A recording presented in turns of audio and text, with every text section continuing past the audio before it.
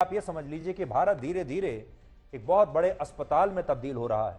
लेकिन यह हमारे आज के भारत का वो कड़वा सच है जिसे लोग शायद अभी स्वीकार नहीं करना चाहते, और स्वीकार करेंगे भी कैसे? अभी तो वो जानते ही नहीं है कि उनके शरीर में कौन कौन सी बीमारियां पनप रही हैं।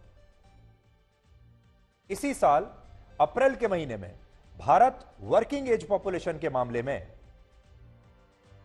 चीन को पीछे छोड़कर दुनिया का नंबर 1 देश बना है।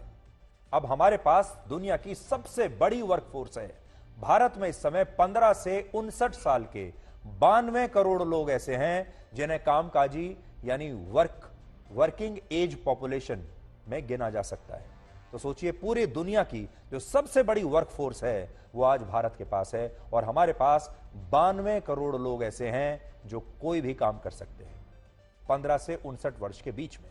और इसीलिए भारत दुनिया का सबसे बड़ा प्रोडक्शन हब बनना चाहता है, क्योंकि इतनी बड़ी वर्कफोर्स किसी के पास नहीं है, चीन के पास भी नहीं है, क्योंकि चीन भी बूढ़ा हो रहा है।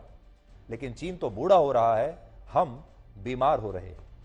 सोचिए, अगर इन 92 करोड़ लोगों में से ज्यादातर लोग अगर बीमार होंगे, या फिर ये लोग धीरे धीरे बीमार हो रहे हैं, तो फिर ये लोग भारत को विकास के नए युग में कैसे लेकर जाएंगे?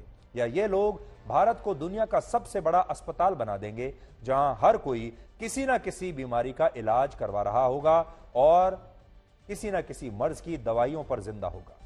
मौजूदा समय में भारत में 50 करोड़ लोग ऐसे हैं जिनके पास कोई ना कोई रोजगार है, जो कोई ना कोई काम करते हैं।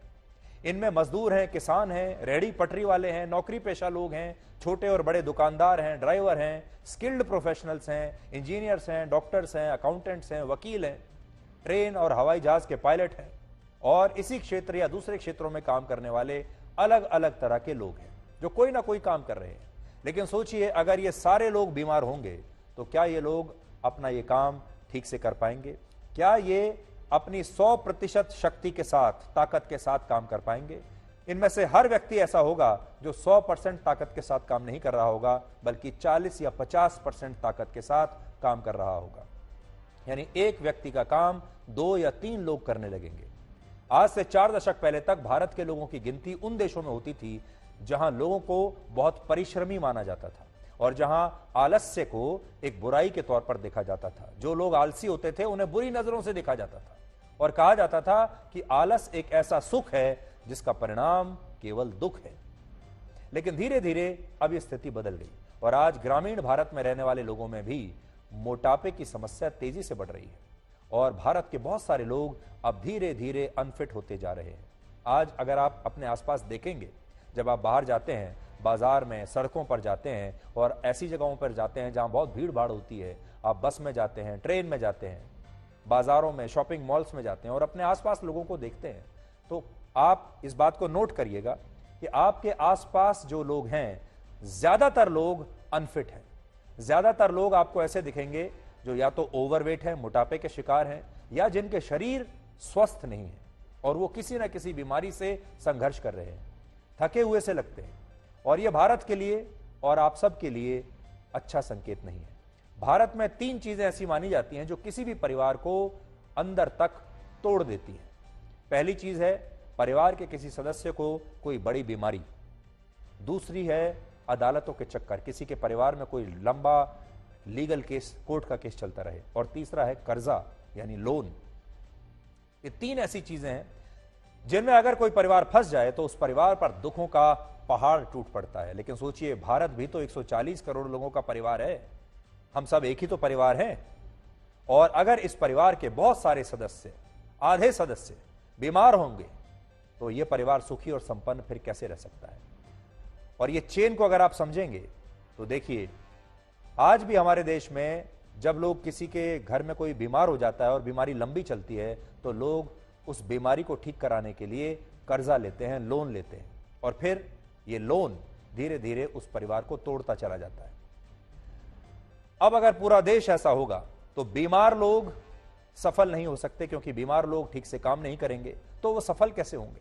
और जब सफल नहीं होंगे तो वो खुश भी नहीं होंगे, और यह स्थिति ऐसी होगी कि हमारा देश असफल और दुखी लोगों का एक देश बन जाएगा, और भारत के लोगों पर दुखों का एक पहाड़ टूट पड़ेगा, और बीमारियों की यह ज्वालामुखी पूरी तरह से धर्मनिरपेक्ष होगी। आज बहुत सारे लोग हिंदू मुसलमान की बातें करते हैं। हमारी बहुत सारी पॉलिटिकल पार्टियां, कोई हिंदुओं की बात करती है, कोई मुसलमानों की बात करती है, आरक्षण की बात करती है, कोटे की बात करती है, तुष्टीकरण की बात करती है। इनमें से कोई पार्टी, कोई नेता, कोई सरकार आपको बचाने नहीं आने वाली, ये आप याद रखिएगा। और ये जो बीमारियों की बात हम आपको बता रहे हैं, चाहे वो डायबिटीज हो, चाहे वो हार्ट अटैक हो, आपका कोलेस्ट्रॉल हो, मोटापा हो, हाइपरटेंशन हो, ये सारी बीमारियां धर्मनिरपेक्ष बीमारियां हैं। ये ना हिंदुओं को देखती हैं, ना मुसलमानों को देखती हैं। हिंदुओं के परिवारों को भी वैसे ही मारेंगी जैसे मुसलमानों के परिवारों को मारेंगी, जैसे सिखों या ईसाइयों के परिवारों को मारेंगी। सब धर्मों की बराबर से ये जान लेंगी। भारत में बीमारियों का ये ज्वालामुखी इसलिए धधक रहा है क्योंकि भारत में अब लोग पसीना बहाकर नहीं, बल्कि पैसा बहाकर फिट रहना चाहते हैं। हमारे देश में जंक फूड और पैकेज्ड फूड आइटम्स खाने वाले लोग ऐसा सोचते हैं कि वो जिम में 6 महीने की मेंबरशिप फी एक साथ देकर फिट रह सकते हैं, जबकि सच्चाई ये है कि फिट रहने के लिए पसीना बहाना जरूरी है, पैसा बहाना नहीं। और सबसे बड़ी बात यह कि बाजार और अर्थव्यवस्था को इस बात में ज्यादा फायदा होता है कि लोग बीमार रहें।